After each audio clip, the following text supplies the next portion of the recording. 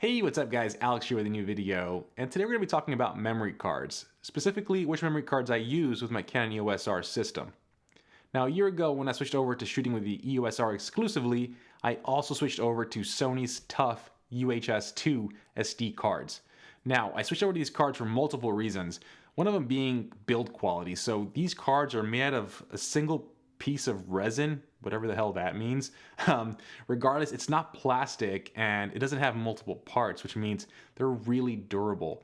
Now, I'm going to be kind of putting some B-roll here comparing it to a regular SD card because they are built very differently. They don't have kind of the lock switch or the little ridges that a traditional SD card has. They're also waterproof, so I think it's 15 feet of water for up to 3 days. They're dustproof, they're shockproof. Overall, like, you feel this card and it's not built like any other card you felt. To really hear the difference, a small little drop test will do. The SD card sounds like a piece of plastic, and I'll show you right now. Now the Sony Tough card sounds like a piece of metal falling.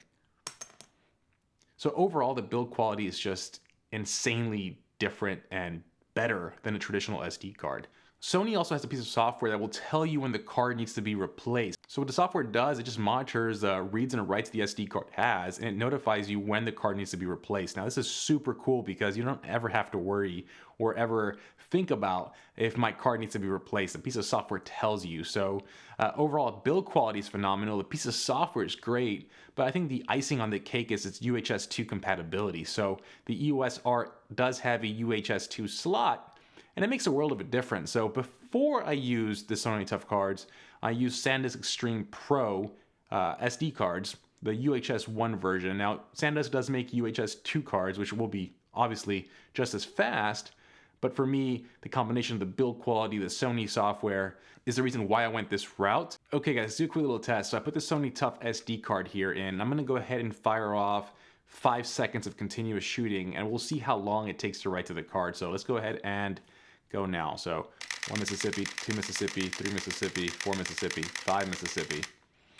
And as you can see here, the card is writing, still writing, still writing, still writing, and it is done. So about maybe give or take, what, 5 seconds, I would say. Let's go ahead and drop a regular UHS-1 card in here, and let's see how long that takes. Let's go ahead and fire it up.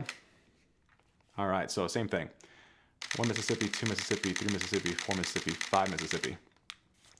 So the camera is writing right now. So 1, 2, 3, 4, 5, 6, 7, 8. So 8, 9 seconds, give or take. So the UHS-2 card is faster.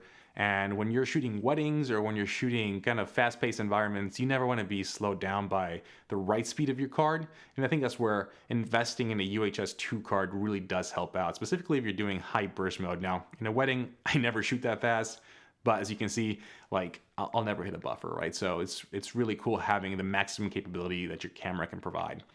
But as a whole, guys, when we're looking at media and when you're looking at memory cards for the Canon EOS R, there's really no reason to cheap out and go with UHS-1 cards or even any other type of card. For me, I like having the reliability, I like having the build quality, and just the peace of mind that the Sony Tough cards bring to the table. So with one SD card slot, you don't want to take any more chances, and Sony Tough SD card kind of fits the bill for me. So check them out, guys. They come in 32, 64, and 128 gigabytes in size. I have multiple 64 gig cards and I have multiple 32 gig cards. I just don't like putting all my eggs in one basket with the 128. But guys, there it is. Just a quick overview of the SD card that I use and the one I recommend. So if you like this video, please hit the like button below. Please subscribe. I'll have tons more content in the future. And as always, I'll catch you on the next one. Have a good one, guys. Peace.